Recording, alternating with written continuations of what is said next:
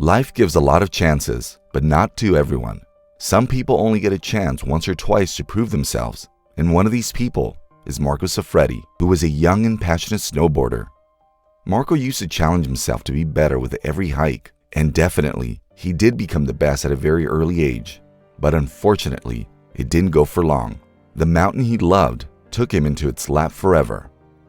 Marco was on his third attempt to snowboard down the Hornbier Couloir. It was not his first time, as he had done it twice already, and that also successfully. There was no harm in suspicion to not being able to complete it this third time, but then life had got it on a completely different track for Marco. Mostly what happens is that these climbers and hikers hike in a very traditional way, but Marco wanted to do it a bit differently. He started snowboarding while climbing down the mountains, and he did the same for the third time. Despite having so much experience and skills, he failed to overcome the difficult snow situation on Everest. He fell trying to navigate a way out, and that's how a tragedy was born. His body was never found, and it is considered that he died there. It was September 8th, 2002, at the age of 23, when he said goodbye to this world. It is said that Marco was always drawn towards snowboarding. He was known for a lot of his adventures and hikes, and on one of the highest mountains in the world. And that is where it all started.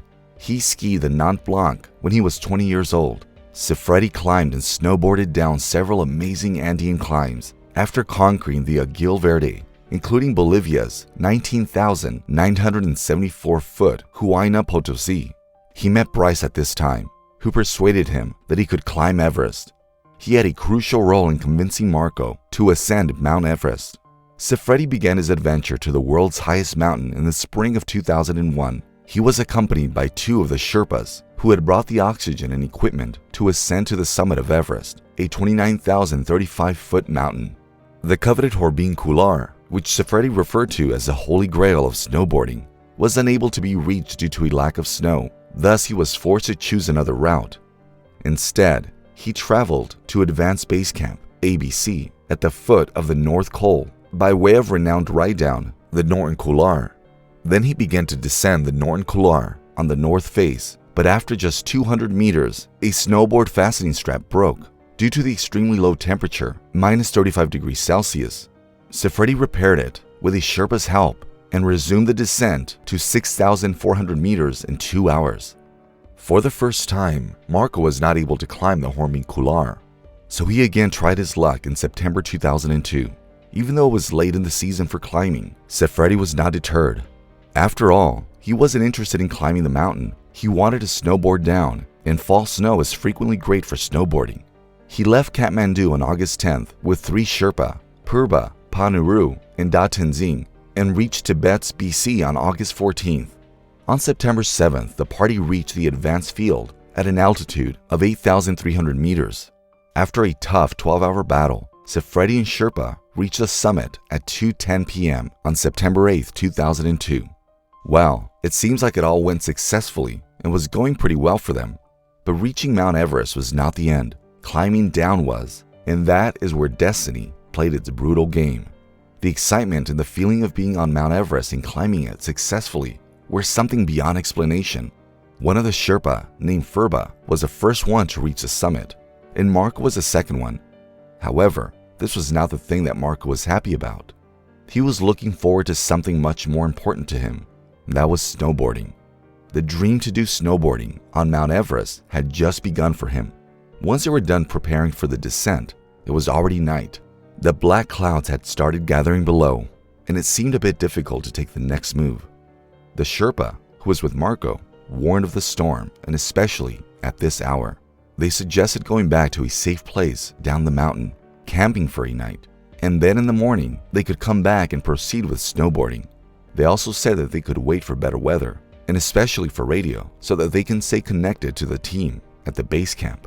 But as Marco was already late for the last 1.5 years, he was bent on descending it without waiting any longer. But the Sherpa decided not to go, and they saw Marco taking the step and gliding down into the mountain. He eventually disappeared into the clouds, down the Hornbier Couloir. Though the Sherpa were not able to stop Marco from descending with no oxygen and very few essentials in his backpack, they were somewhere sure that with experience and skills, Marco would be successful in this adventure. After they descended into the opposite direction of Marco, they saw a cloud cover, and there they were able to see mountain paths below. The two went to their base camp to save themselves from the upcoming storm. At once, they felt like seeing a lone figure on the slopes about 1,000 feet below them. They believed that it was maybe Marco on his way, snowboarding. But as they went to the place where they saw the man, there was nothing. The snow was as plain as it could be, and there was no sign of any man. And that was the moment when they realized that something had happened to Marco. Or the worst, he was dead. When they went to their base camp, their doubt of Marco being dead was confirmed, and he didn't reach the camp from his snowboarding trip, and there was no sign of his body either. The last person he talked to was one of his dearest friends, Furba Sherpa, who was there along with him. When he was asked about Marco's last words and his feelings about descending in that bad weather, he said that he was worried and tried to stop him, but to no avail. All he could do was ask him to be careful. To his response, Marco, with all his excitement and energy, said that he would see him tomorrow.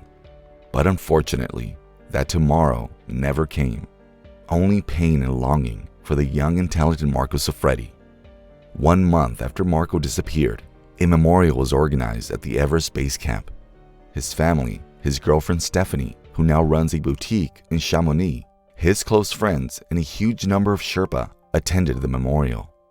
They paid tribute to him by remembering him, and as if the mountain of Everest was also remembering Marco, the clouds were low and the weather was somber.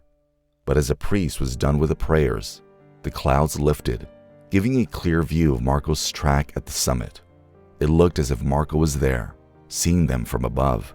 The fact that Marco's body was not found in the mountains didn't come out as a shock, because whenever someone gets lost on Mount Everest, it is really difficult to find them or their body because of the severe weather. But obviously, the rumors or the truth that young Marco is no more and that the world would not be able to see him again with his courageous smile came out as a shock. Since there are no clues, so it is hard to speculate what would have happened to him. Several theories are being given. One of the theories says that because he was already exhausted from the 12-hour-long climb, also there was very thin air and the worst possible temperature, so it caught him and it led to his death. Others say that he might have faced an avalanche. The storm that was brewing up could have been a reason for the avalanche to build up. And since the mountain's peak is vast and high, there is a possibility that the Sherpa would not have been able to notice the avalanche. Some climbers say that because of the lack of oxygen, he might have collapsed and fallen into one of the deep trenches there, and he never got a chance to stand up, and now lies there, forever. But the oddest and most emotional theory that happened to surface on the internet about Marco's death was by none other than his elder sister, Shudi. She is of the belief that he's still alive somewhere in the mountains. She says that he had climbed the mountain successfully and is living with yak herders in Tibet, exploring the peaks he always wanted to, mesmerized by the beauty and wilderness of the mountains, and forever climbing his holy grail as his ultimate destination. So as long as this world is here and we are alive, there will be a lot of theories coming up every day about Marco's disappearance. There will be people who will give reasons for his death, and then there will be people like Shudi who will find a theory of him being alive and happy in the mountains. Marco Siffredi was born on May 22, 1979. He was a French snowboarder who dreamt of it since he was a child. This dream nourished him because of the surroundings he was in. He hailed from a climbing family. His father was a mountain guide. He was raised in Chamonix, which is often regarded as the origin of alpine climbing. When Siffredi was younger, his father, Philippe, would accompany him on trips to the Mont Blanc Alps. But Siffredi was more interested in the accomplishments of his pals, some of whom were trying the most treacherous snowboarding routes ever attempted. Siffredi expressed interest as well.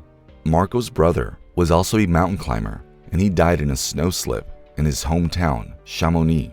At that time, Marco was just 18 months old, so Marco had this passion to do something that stayed with him forever, and people would remember him for his unique ways and passion. Siffredi rode the Mallory on the north face of the Aiguille du Midi, one of the most challenging routes in the Mont Blanc region, at the age of 17, just 1 year after starting to snowboard. The course includes around 3,000 vertical feet of climbing, 55-degree slopes, and several rocks to cross. But even with all the experience and passion, he couldn't win against Mount Everest. There are more than 200 people who died while climbing the great Mount Everest. But it was only Marco Siffredi whom we lost while snowboarding down Mount Everest.